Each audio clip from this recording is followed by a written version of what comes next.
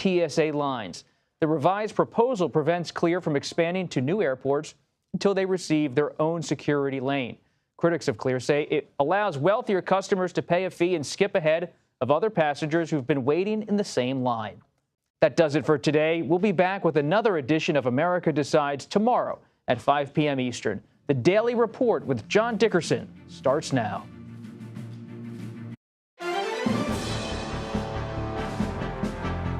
Welcome to the Daily Report for April 24th, 2024. I'm John Dickerson. Help is on the way. President Biden signed the foreign aid bill and promised shipments to Ukraine within hours. We'll get reaction from Ukraine's ambassador to the United States. It was a good day for world peace, the president said, but aid was delayed for 6 months because some Americans have a different view about America's role in a messy world. So we're going to talk about threats and obligations with H.R. McMaster, former National Security Advisor and Lieutenant General in the Army. One of the thorniest challenges looks headed for another turn. Israeli operations in Rafah seem close, which will almost certainly cause more protests on college campuses, where administrators are trying to balance free speech with safety. We'll update you on that. And we're going back to school as promised on Tuesday, a second look at the teacher shortage. Here's a word problem for you. A school district lost X number of teachers, so it fired Y number of teachers. Why? It doesn't add up, does it? We'll explain. No math is harder than air travel math. Hidden fees, stingy refunds, flight delays. They start at a half an hour, then they become an hour, and then suddenly you've grown a beard. The Biden administration issued rules on Wednesday to give passengers new rights in the existential struggle. And Transportation Secretary Buttigieg will be with us to explain. And finally, it sounded like an airplane to some South Carolina residents when the cicadas emerged. The sheriff's department got so many calls they had to put out a statement. Just how loud are cicadas? Stick around. The Daily Report starts in a moment.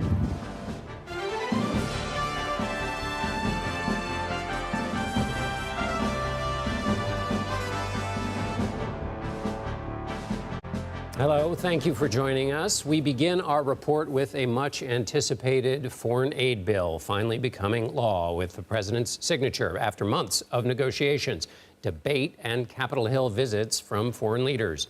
The $95 billion bipartisan foreign aid package includes funding for Ukraine, Israel, and the Indo-Pacific region. The package also requires TikTok's China-based parent company to sell the app within 9 months. The Pentagon has already prepared $1 billion of weapons to send to Ukraine. It includes anti-armor mines, night vision devices, and a lot of missiles and ammo. Here's some of what President Biden said earlier. The Ukrainians have fought back, defending their country and their families with extraordinary courage. Russia has ramped up its airstrikes against Ukrainian cities and critical infrastructure, rained down munitions on you brave Ukrainians defending their homeland. And now, America is going to send Ukraine the supplies they need to keep them in the fight. Also on Wednesday, the Defense Department confirmed President Biden secretly provided Ukraine with long-range missiles earlier this month. The U.S. had previously been hesitant to send the weapons over concerns of escalation with Russia. Ukrainian Ambassador to the United States, Oksana Markarova, now joins us. Ambassador, what's your response to the aid finally being sent to Ukraine, and have you spoken to the President Zelensky about this? Of course. Good evening, John. Thank you for having me. It has been one of the most anticipated decisions, and all Ukrainians, from President Zelensky to especially our brave defenders on the battlefield, are so glad to hear that. And we're very grateful to everyone, to President Biden, to Speaker Johnson, to Leader Jeffries, to both leaders in the Senate, Senate McConnell, Leader Schumer, Leader McConnell. It's just hard even to explain how good it is to see that America is back and that we can depend on our friends and allies here in our fight for democracy and independence. So it's great. It's great that we also heard the package today. We're working on other packages, because we have to stay the course. There was delay in some decision-making here, but there was no delay on the battlefield. We have 500,000 Russians on our soil fighting, and also we have raining missiles on peaceful cities in Ukraine. And Madam Ambassador, what is the status right now, not just in terms of weapons and supplies, and what's happening back in your country, but also the morale of your countrymen and women? Well, the morale is very high. As we said 2 years ago, and throughout these 2 years, we are tired. It's a difficult fight, but we will never give up and we will never surrender. Of course, the morale is much higher now that we know that help is coming soon. But it's still a very difficult fight. It's still a very active fight, at 800 miles of active combat, and our forces are holding a very large army, and as we call it, active defense. But also Russia doubled down on their missile strikes using Iranian drones and North Korean missiles. And as you know, recently, during the last day, not only many people were killed and civilian objects were destroyed, but also a large portion of our energy generation have been hit. So the air defense is, of course, priority number one, as we always said. So it's difficult, but it's still a very winnable war. You said America is back. 6 months of negotiation over this aid. Did you ever think it might not happen? And during that period, what gave you hope that this would come through? To be honest, I always knew that America will support us. Every time I spoke with people, whether here in Washington or when I traveled, I recently came back from Utah, before that, Illinois, and other places. And the overwhelming support, which we see in the polls, but I also see it when I talk to people, Americans understand that this is fight for the common values, that it's fight not just for our homes and loved ones. It's, of course, existential for Ukraine, but it's existential for all of us. So I would call this package, and it's so good that the second draft law was called Peace Through Strength. It's not a foreign aid bill. It's the national security for all of us who believe in these values. Ambassador Oksana Markarova, thank you so much for being with us. Israel appears to be moving ahead with its plans for a military offensive in Gaza's southernmost city of Rafah. Video shows more tents are being set up at the border with Egypt over fears of Israeli attacks. More than 1 million Palestinians have taken shelter in Rafah to avoid the fighting elsewhere. Israel says it is the last remaining Hamas stronghold in Gaza. The U.S. has repeatedly said a plan to protect innocent civilians must be in place before any offensive. Meanwhile, Germany says it will resume funding for the main United Nations agency aiding Palestinian refugees in Gaza, known as UNRWA. The decision comes after an independent review found that Israel hasn't provided evidence that members of the agency were involved in the October 7th attack. Meanwhile, Hamas released a propaganda video Wednesday showing an Israeli-American hostage. The video, which cannot be independently verified, shows a hostage with one hand missing, an injury he suffered during the October 7th attack. He was kidnapped after militants attacked a music festival. Back here in Manhattan, the jury in the former President Donald Trump's criminal trial got a one-day break. Testimony is expected to resume Thursday. Former National Enquirer publisher David Pecker is expected back on the stand. He's already detailed efforts to buy and kill stories to protect Trump and promote fake stories about his opponents. That included plans to pay off former adult film actor Stormy Daniels. Prosecutors say it was to keep her quiet about an alleged sexual encounter with Trump, which he denies. Trump faces 34 felony counts of falsifying business records in connection to his 2016 presidential campaign. The 77-year-old presumptive GOP nominee has a packed legal schedule, I should say, as he faces 3 other criminal cases. That includes one in Georgia, where he's charged with plotting to overturn his 2020 election loss, and in Florida, where he's accused of mishandling classified records after leaving the White House. The Supreme Court is also poised to discuss Thursday whether the former president is entitled to immunity from federal prosecution. For more analysis on the trial, CBS News legal analyst Ricky Kleeman joins me now here at Studio 57. Ricky, good to see you. What's your response to the Pecker testimony, and did we learn things that we didn't know? It depends on who the you is. I think that those of us who have studied this case and have read everything that we possibly could since he was indicted, we know a lot about David Pecker. I think the public over a certain age, perhaps I'll call it 30, knows about the National Enquirer. That is, you go to the grocery store, and as you were about to check out, you would see this rag, as we called it, this newspaper or magazine, that would come up with this outrageous set of headlines and photographs about very famous people, both political and celebrity, and you would go, oh, there's the National Enquirer again, and then you'd say, I wonder if some of that is true. And one of the things that happened during David Pecker's testimony on Tuesday is that we were reminded not only of the headlines that were out there against Trump's opponents that supposedly were put in place by virtue of his relationship with Michael Cohen and Donald Trump, whether it was about Ted Cruz, whether it was about Marco Rubio, but we were reminded of the tawdry quality, the salacious quality of the Enquirer and what it did to people's lives. This is not a stand-up nice guy. This is a guy who was buried in slime throughout his life in terms of his working as the publisher of the Enquirer. So the question is, why should we believe him now? Well, thank you for setting up the second question, which is, if this is a thoroughly despicable character, as you've outlined him, and his acts would seem to support that, why, does that mean in a cross-examination he's open? What would that look like in terms of his what the defense will do with him? Well, one of the things that prosecutors always have to face in cases of complexity that involve very unsavory people is you have to say, look, this is Donald Trump. This man, David Pecker, was Donald Trump's friend. That's not our fault, the prosecutor says. We have to put up the witnesses who have the knowledge.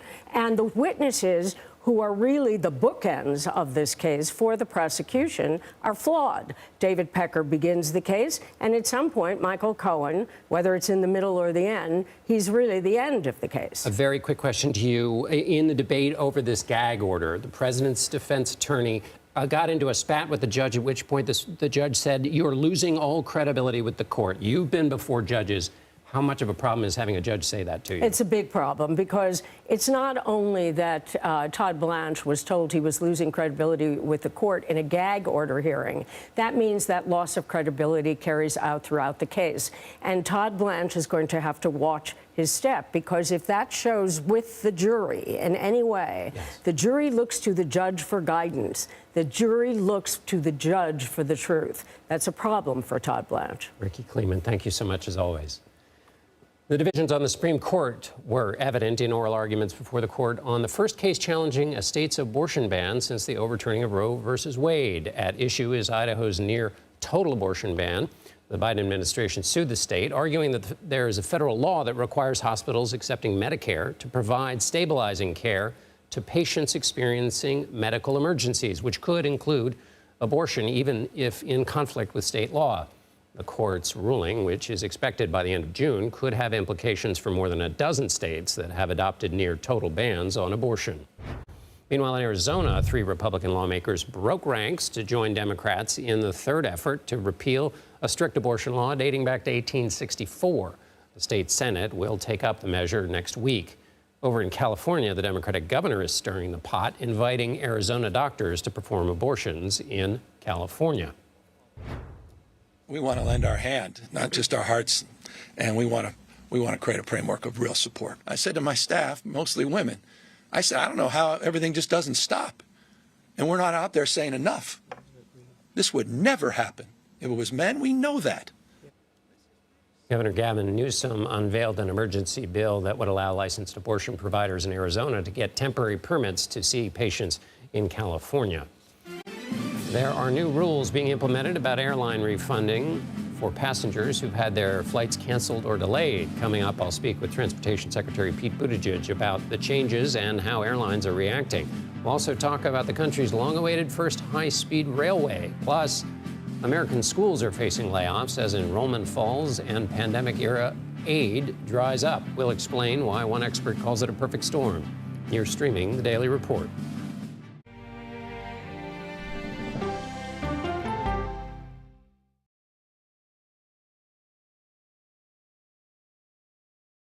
Mr. President, there's a lot to talk about. A lot to talk about. Does this carrier strike group stand ready? It's just incredible to see there's an active search and rescue operation going on 12 hours after this accident. The CBS Evening News with Nora O'Donnell.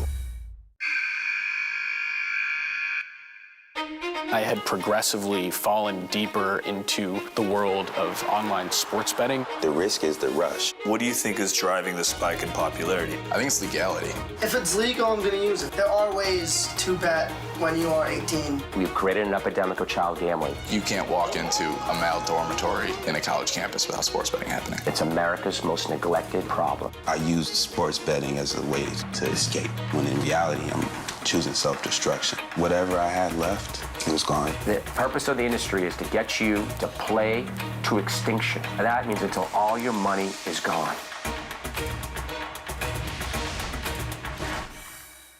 Go to the ends of the earth. Reach for the stars. Yeah, I just took off. That kind of thing. Oh, that's pretty good. Because there's always something new under the sun on CBS Sunday morning.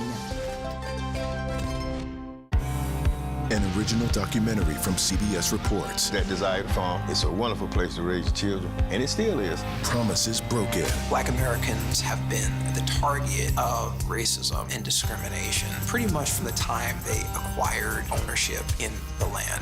Costing black farmers hundreds of billions in generational wealth. They did everything to make sure we were run off that land. But communities are uniting to continue the fight. Collective ownership is powerful.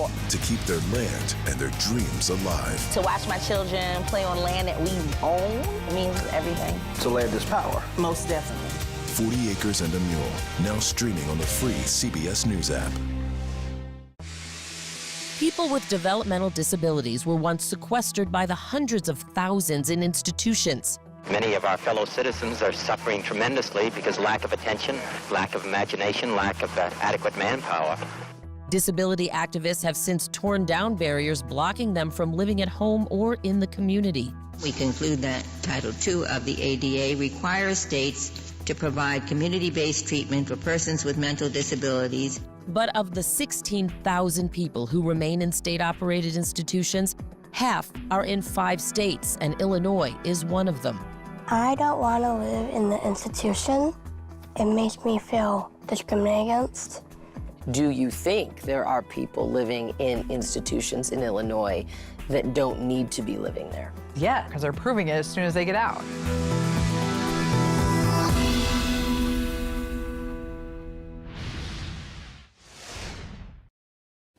Sudan had more people facing extreme food shortages than anywhere else in the world in 2023. That's according to a new report from the UN's Food and Agricultural Organization. The news comes amid an ongoing civil war in Sudan, which has displaced millions of people to refugee camps like the ones you see here. In 2023, 13.5 million people worldwide were added to the list of those needing urgent help.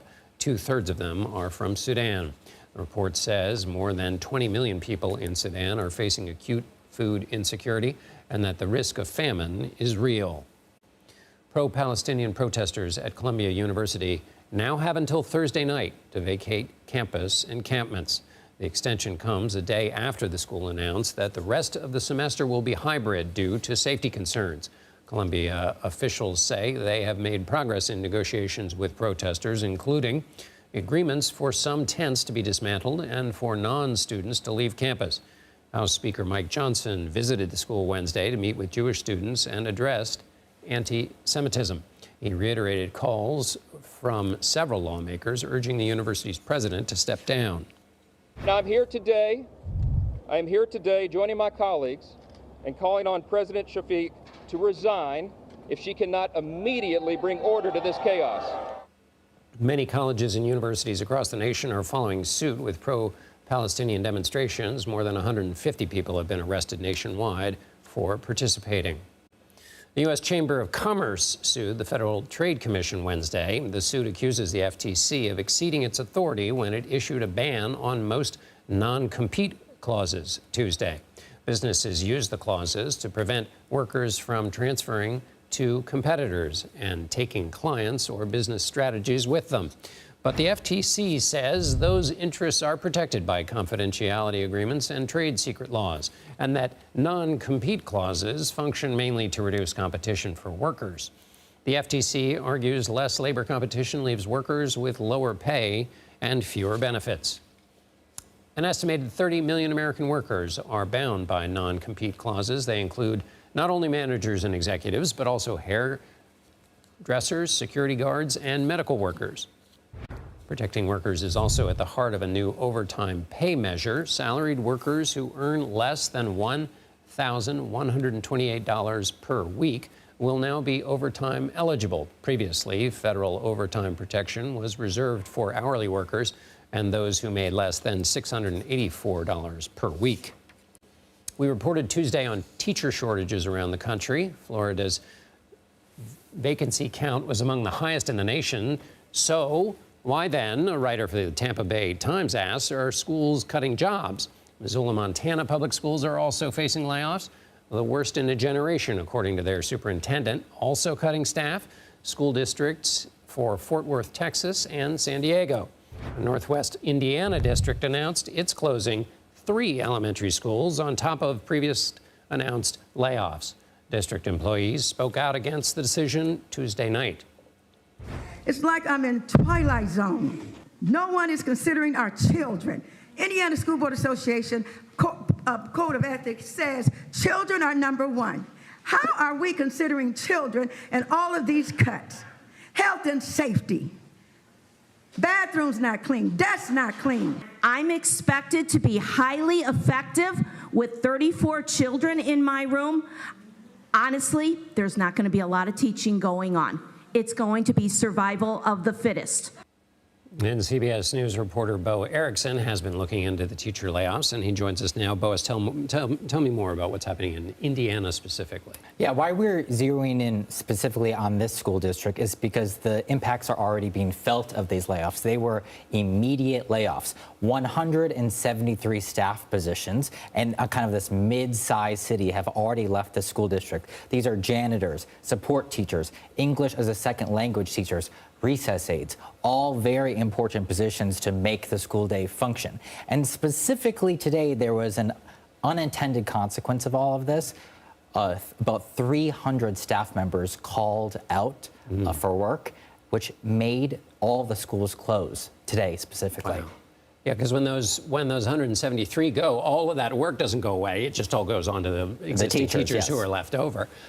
Why is this happening around the country? And this I'm asking about here is not only, okay, we talked about teachers leaving yesterday, but when teachers are leaving, why are layoffs still happening? You'd think they'd be doing the opposite, right? Exactly. We need more teachers, but the help wanted signs are being taken down specifically.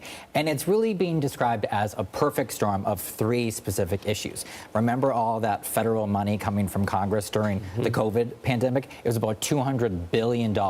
That money is going away. It cannot be relied upon anymore. We also have inflation that is rising costs. And the third aspect here is enrollment is down on many schools across the country, which kind of lowers the money that states are giving to school districts. You mentioned yesterday about the inequities when it came to teacher shortages, that there were inequities in the way that was being spread out. What about these cuts? Are there inequities in the same way with that? Yeah, we've been trying to figure out all day long how many teachers could potentially be laid off.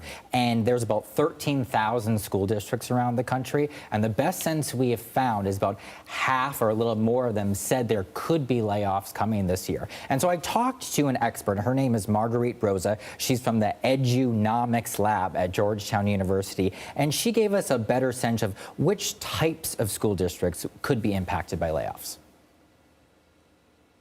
How widespread may this be throughout the country? The layoffs will be greater in some of our highest poverty districts, the larger high poverty districts, because they got more money from the federal government. And so when they spent more money, that now creates a bigger hole in the prior year's budget. It is going to be uneven. It'll also depend on what the districts use their money for. If they use the money to hire a lot of people, that means they've got to let them go. Some districts have warned them, said, this is a temporary job. When the money runs out, the position is gone. And that still can be confusing to employees. So they might have heard that, but thought something would change. So we will continue to follow this very important issue going forward. I'm glad you are. Thanks, Bo. Thanks, John. A round of severe weather is expected across the central U.S. later this week. Here's Mike Bettles from our partners at the Weather Channel. We are watching for severe storms to come roaring back the next several days and in all the locations you might suspect in April. That includes the plains here from Texas all the way up into Nebraska. A tornado threat is going to be there. Mid-range threat for tornadoes that will include western Texas, western Oklahoma, then right into central and western Kansas. We could have storms in the morning across Kansas, then a return of storms in the afternoon as well. Then late day or overnight storms Thursday into Friday down across Texas and in Oklahoma. And in some of these locations, definitely watching for hail, high winds, and a tornado risk.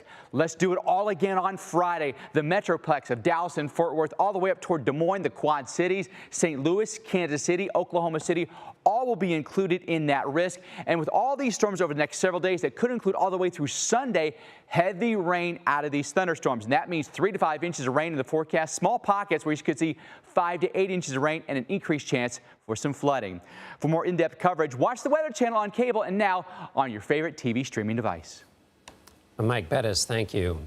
In South Carolina, the Newberry County Sheriff's Office has asked residents to stop calling about loud noises.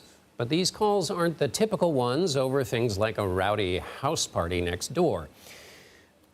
The loud noises in question are the sound of male cicadas who, not unlike the participants at a house party, are singing to attract mates after laying dormant for more than a decade. The sheriff's office has informed callers they are not hearing sirens, whines, or roars, as some residents seem to think, but, quote, the sounds of nature. But how loud could these bugs actually be? Well, the CDC says cicadas are at least 10 decibels louder than police sirens. But luckily, they're quieter than a jet plane engine, which is about 20 decibels louder. President Biden says the $95 billion foreign aid package is going to make America safer. Really? We'll discuss with former National Security Advisor H.R. McMaster when we come back. You're streaming The Daily Report.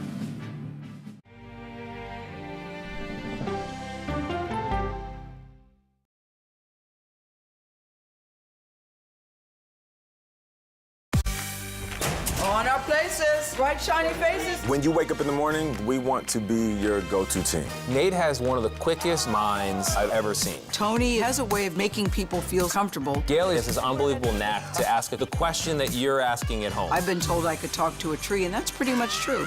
I don't go to work in the morning. I go for coffee with my two good friends, and we talk about the world. Your morning routine just got better. CBS Mornings, weekdays at 7. It didn't seem like anything could happen, because nothing ever happens in East Palestine, but it did. Authorities released toxic fumes from 5 derailed train cars. Resident, please evacuate. Acute bronchitis due to chemical fumes. Did you ever have these problems before the derailment? No, ma'am. This neighborhood's not safe no more. We can assure the community that there's not vinyl chloride entering their communities. Then why are there so many people feeling these various symptoms of bloody noses or difficulty breathing, bronchitis? That's a hard question to answer. We're talking about one of the most blatant releases of a mixture of some of the most toxic chemicals that we've seen in America. I feel like now I have a duty to warn other communities. If my daughter has to watch me die of cancer, at least it saves someone else.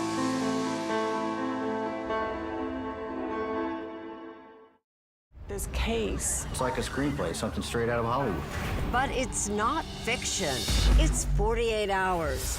Human remains found this week. 4 families shattered. There's no physical evidence. The mystery would haunt investigators for years. There's some questions that have to be asked and need to be answered. Like a John Grisham novel. A gripping true crime original.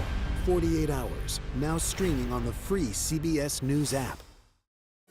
Stories that inform. You can be really old at 60, and you can be really young at 85. Inspire. How do we unlock the power within ourselves to be who we want to be. And brighten your day. The best part of fame is making people feel good. Always send the people home happy. Make every day a little more like Sunday morning. Here comes the sun. Stream now on the free CBS News app. Hello, everyone, and welcome to our Dragon capsule here in space. Sightseers in space, the thrill of a lifetime. Seeing the Earth from space, it was so exhilarating. But the risks that come with the territory. There have been 4 fatal accidents. That's a 1% fatal accident rate. Might make you look before you launch. If you had 1 out of 100 airplanes falling out of the sky, we'd have a public crisis. Space tourism, now streaming on the free CBS News app. Back to the Daily Report. I'm John Dickerson. Here are some additions to our top stories. After a one-day recess, former President Donald Trump will be back in court Thursday in his ongoing New York criminal trial. Former media executive David Pecker is expected to continue his testimony. On the same day, the Supreme Court will hear arguments about Trump's claim to presidential immunity. The justices heard arguments Wednesday on Idaho's near-total abortion ban. The case pits the ban against a federal law that requires hospitals to provide emergency medical care. Justices were divided on the issue. A ruling is expected this summer. The CEO of TikTok is threatening to take legal action after President Biden signed a bill that would force the sale of the app or ban it in the United States. Xiao Chu says, quote, "The facts and Constitution are on our side." TikTok has already survived 2 previous attempted bans. Good news for anyone who has spent a frustrating amount of time arguing with airline customer service to get their money back when their flight was canceled or luggage delayed. The Department of Transportation announced new rules Wednesday requiring airlines to issue automatic cash refunds for flight cancellations or delays, delayed baggage returns, and services like Wi-Fi or seat selection that are paid for but then not provided. The new industry-wide set of standards will also force airlines to disclose so-called junk fees, like added costs for carry-ons or changing a reservation. The Department of Transportation says it could save flyers about $500 million a year. Transportation Secretary Pete Buttigieg joins me now from the very sunny outside of the White House. Mr. Secretary, thank you for being with us. Implicit in these new rules is the idea that airlines kind of have to be wrestled into treating their customers fairly. Why don't they do that in the first place? Well, they should have been doing this all along, but now we're going to take the haggling out, we're going to take the process out and make it automatic. If you have a situation, for example, where your flight gets canceled or gets delayed for more than 3 hours, you don't have to ask for a refund. It will come to you automatically by default. If you paid with a credit card, they have 7 days to put it back on your credit card. We've heard far too many stories of people who really have to jump through hoops to get their refund, or the airline offers them some voucher or miles worth a fraction of what they're actually owed. We're changing that, and it's going to make flying a better experience. And I think it's even going to change airlines' behavior because they are going to know that if they fail to invest or are serving unrealistic schedules and a flight gets canceled, that they can expect everybody on that flight to be getting their money back. In your dealings with the airlines, give me a sense of their reluctance, because a lot of people can expect they might make lots of other kinds of offers instead of cash and maybe not follow through with these rules. Well, that's exactly why we have these rules. Look, if you proactively choose as a passenger, you say, you know, I'd rather take a voucher, rather take the miles, fine. But what's happening right now is it's the reverse. A lot of passengers aren't proactively told that they're entitled to a cash refund before they accept something else. Same thing with these ancillary fees. If you pay for baggage and the baggage doesn't get there, you ought to get your money back. Same thing with Wi-Fi. And this just clears all of that up. The airlines have not exactly embraced our tougher stance in terms of consumer protection, but my message to them is that this will actually make the airline sector better off. And the reason I believe that is with these kinds of protections and this kind of transparency, people will have more confidence in the airline sector and be more comfortable buying an airline ticket. When that happens, when they buy a ticket knowing that they're going to get better service, I really think everybody's going to be better off. Did the airlines ever play the safety card? They say there's a lot of concerns about safety. You're going to be hitting our bottom line. We can't do both. Look, it is not only possible but necessary to take good care of passengers and also serve them safely. Safety is the foundational mission of our department. It's why the FAA has been putting Boeing under a microscope. And together, we have achieved an extraordinary safety record, which we're fighting hard to maintain. But there's no reason why there is any detriment to safety from taking good care of passengers by doing things like giving them their money back if you didn't provide the service that they paid you for. I want to switch now to talk about the Baltimore bridge collapse. Congress has to fund this in some fashion, don't they? And how's that going? And have you been engaged in conversations with members of Congress about doing all that it can to appropriate the necessary money? We have. I sat with a bipartisan delegation, all of the members of the House and Senate from Maryland. They were convened by the senior senator, Ben Cardin. Governor Moore was there, as well as the administration. We talked through what it's going to take to get Maryland what they need. There is already legislation pending to make it possible for them to have 100% share covered, which is more than the norm and what the president committed. And I really believe that we can, should, and I hope will see bipartisan support for this. And my message to any member from either party, from any part of the country, is this may be Baltimore today, but it could be your district tomorrow. America is always at its best when we pull together and help any part of our country that's hurting.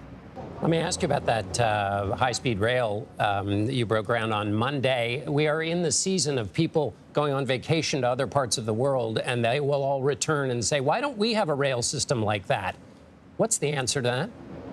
Well, the simple answer is you get what you pay for. And yeah, a lot of us have had that experience. I was in Japan for the G7 meeting of transportation ministers last year. And after riding that bullet train to the venue for the summit, came back like so many travelers have, thinking, why can't we have nice things? But now we're finally changing that. As you know, President Biden is a big believer in passenger rail. So am I.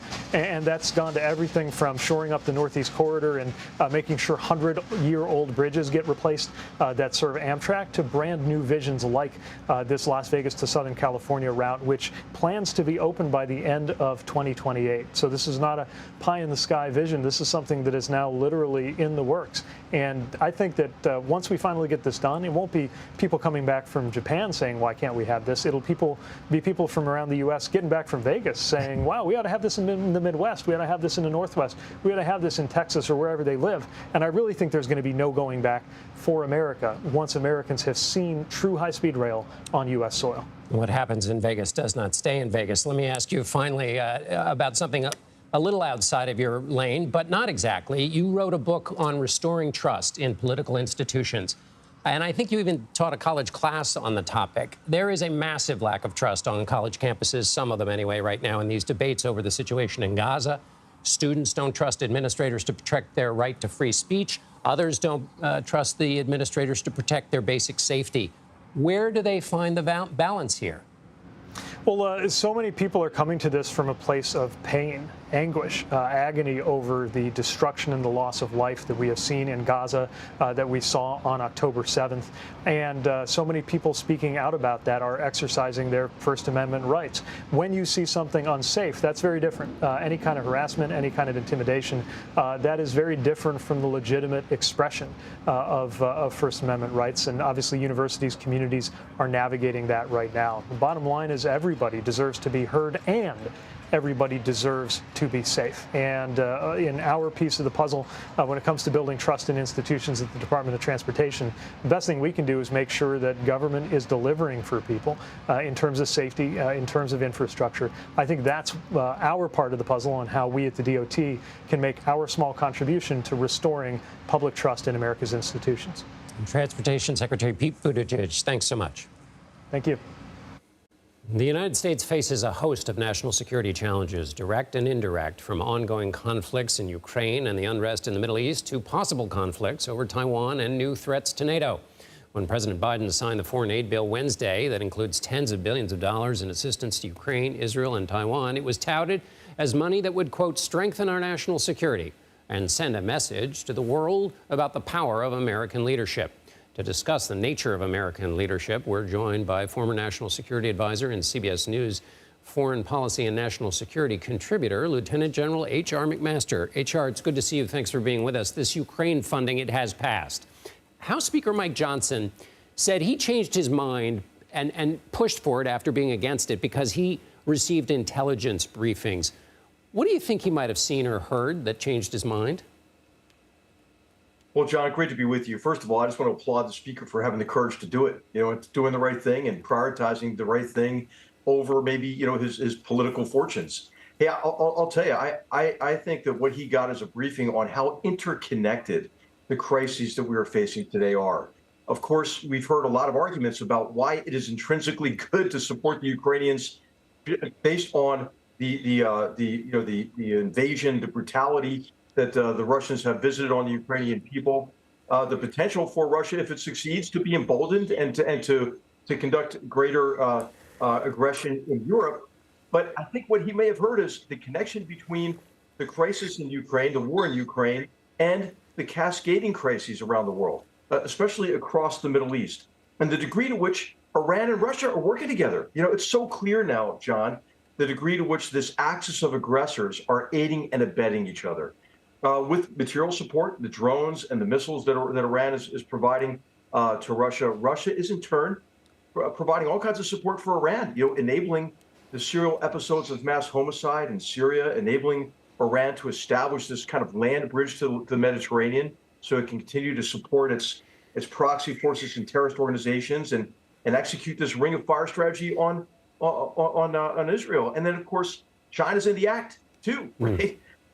Enabling Russia's war-making machine by feeding his ATM, by buying more and more oil and gas, as well as now what is coming to light, and I'm sure what the speaker was briefed on, is the degree to which Chinese hardware, manufacturing capability, equipment, and this essential for manufacturing missiles, for example, the degree to which China is also providing direct military assistance. So so instead of a conflict with a single country, it's a conflict with a team almost. You seem to be suggesting. Let me ask you then about Mitch McConnell said in his support for this funding. He told the New York Times, "I sort of feel like I was the only Reagan Republican left," which I took to mean that the view of global national security obligations for the United States is different in the way people think of it now than they used to think of it before. How do you see the obligations in a world that you just described, in which there's this partnership of aggression?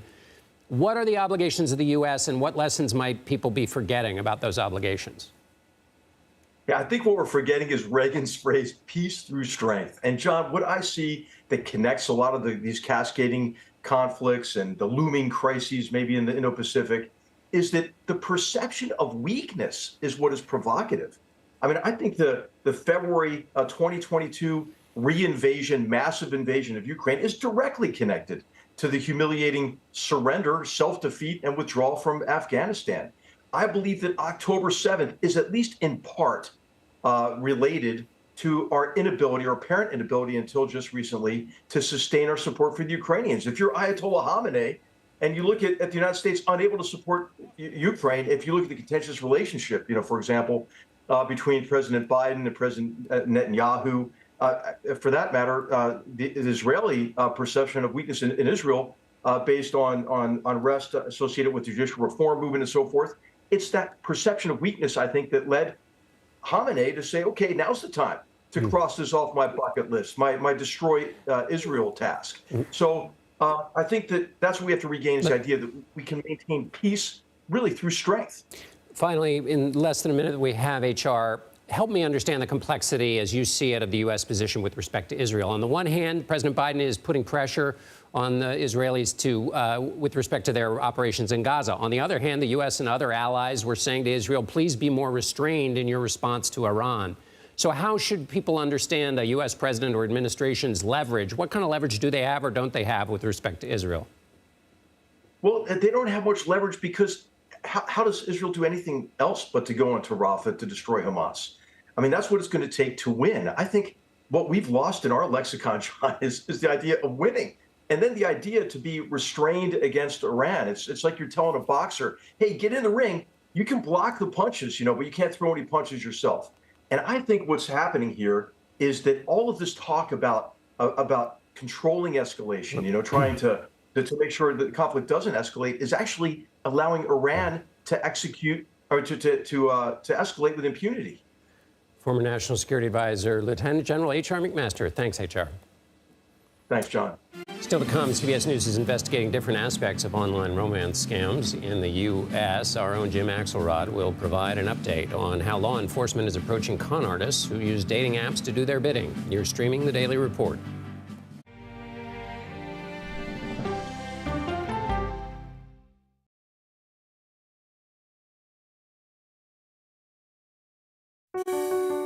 Washington is the seat of power. National security, foreign policy, global economics, every story comes through Washington in some way. We bring some of the most powerful voices in America to the table. We don't just ask the questions, you have to go deeper. We try to understand what's at the heart of the issue we're talking about, to then come forward with solutions. Face the Nation on CBS.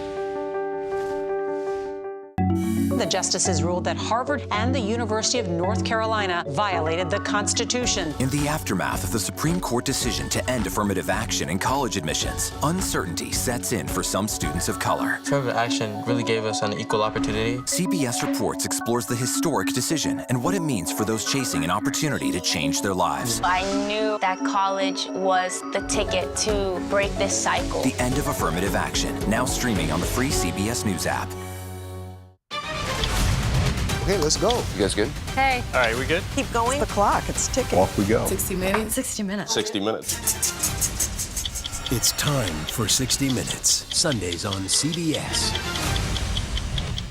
An original documentary from CBS Reports. AI is among the most world-changing technologies ever. Curing diseases, scientific breakthroughs, making lives better. It can help us with medical discoveries, scientific discoveries, doing better agriculture, having cures for things like Alzheimer's. It's also going to really transform the way we work.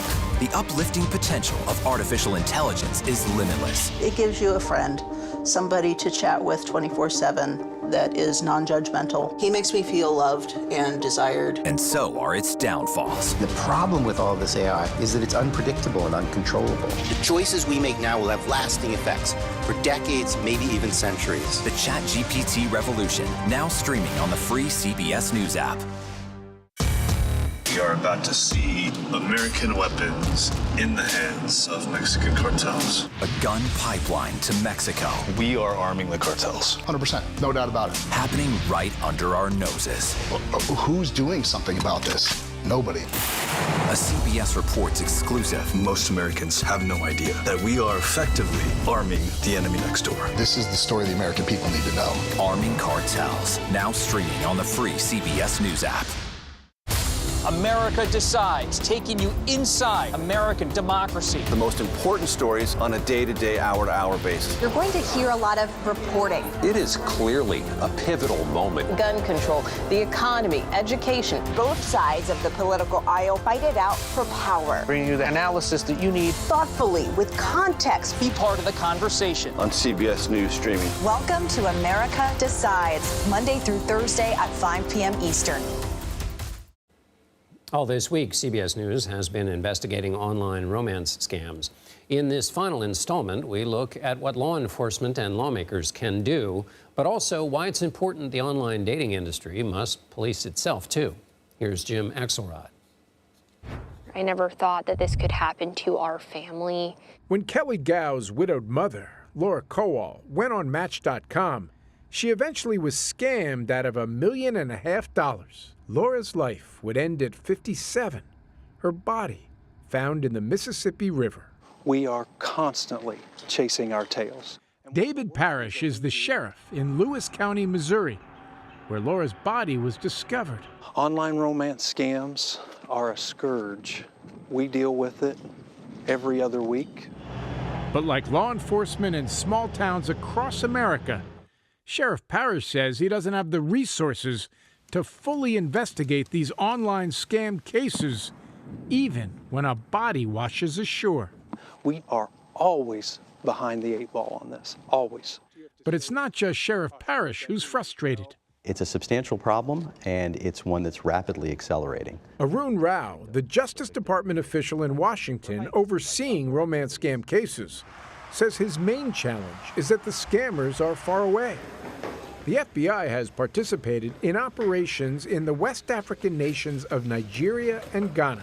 Rao traveled there last fall. We were shown video of scammers using artificial intelligence-enhanced video technology. And so it appeared to the victim in the United States that they were speaking to another American citizen. It's like a little chilling as you're describing it. It is chilling, and it also makes it challenging for law enforcement to intervene. But perhaps this former scammer who agreed to speak to us from the West African country of Ghana offers the best approach to fighting this crime. You cannot do that thing without the online dating site. You need those online dating platforms. Definitely. Definitely. A 2019 Federal Trade Commission lawsuit alleged that between 2013 and 2018, as many as 25 to 30% of Match.com members who register each day were using Match.com to perpetrate scams. In a statement, Match Group told us, "We believe the FTC allegations have no merit."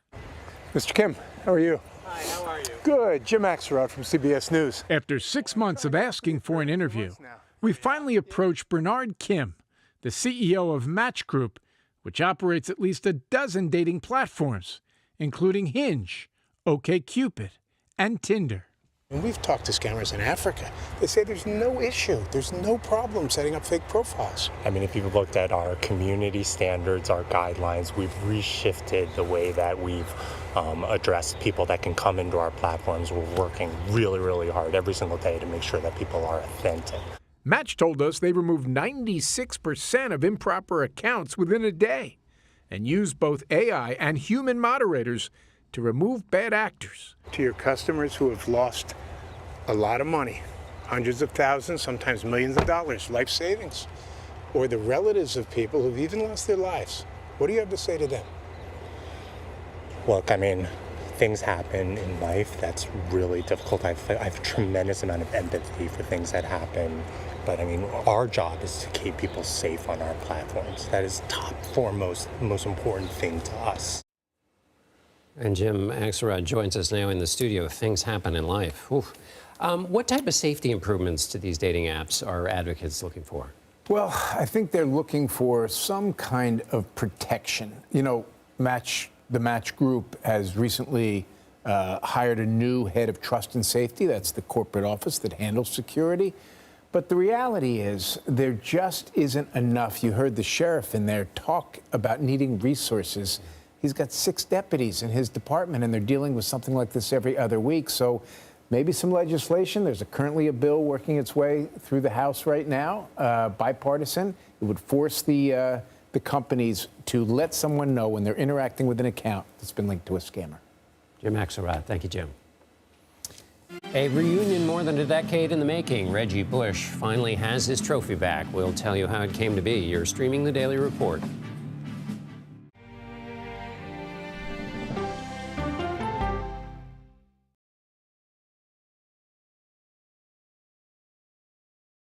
Go to the ends of the earth. Right now. We got something crazy. And reach for the stars. Here we are. Time. Yes, it's my comeback. Hey, this is pretty fun. But wait, there's more. Experience thought-provoking. I'm open to the idea of being a human being. Innovative and truly original reporting. Look through a telescope and go, wow. Because there's always something new under the sun on CBS Sunday morning. At this moment, terrorists could be plotting another attack. 9/11 triggered a counter-terrorist system that included a secret database. This person needs a closer look. A growing list of nearly 2 million people, including some Americans who say they're innocent. On 1 hour flight, I have to spend 6 hours to go and come back. CBS Reports explores the system, the people responsible for it, and those pushing for change. I'm not fighting against them. I'm fighting for them to do the right thing. The Watch List, now streaming on the free CBS News app. Don't miss true crime anytime you want, anywhere you go. With the 48 Hours podcast. Real crimes, real lives, real justice. There's some questions that have to be asked and need to be answered. Listen to 48 Hours on Apple Podcasts. An original documentary from CBS Reports. Imagine yourself in Manhattan with no police, no army, no mayor. The people of Haiti stare down poverty, corruption, natural disasters, and violence. 90% of the guns that are used by gangs in Haiti are American guns. But with an unbreakable spirit and eternal optimism. There are days where I cry, but we can't be discouraged. We still believe in Haiti. They're still able to look ahead with hope. Haiti is on the brink of transformation, a radical shift. Haitians are coming together and saying things must change. Fighting for Haiti, now streaming on the free CBS News app. Hey there, welcome to The Uplift. I thought she was a groom, and I stepped back and I went, oh, you're the queen.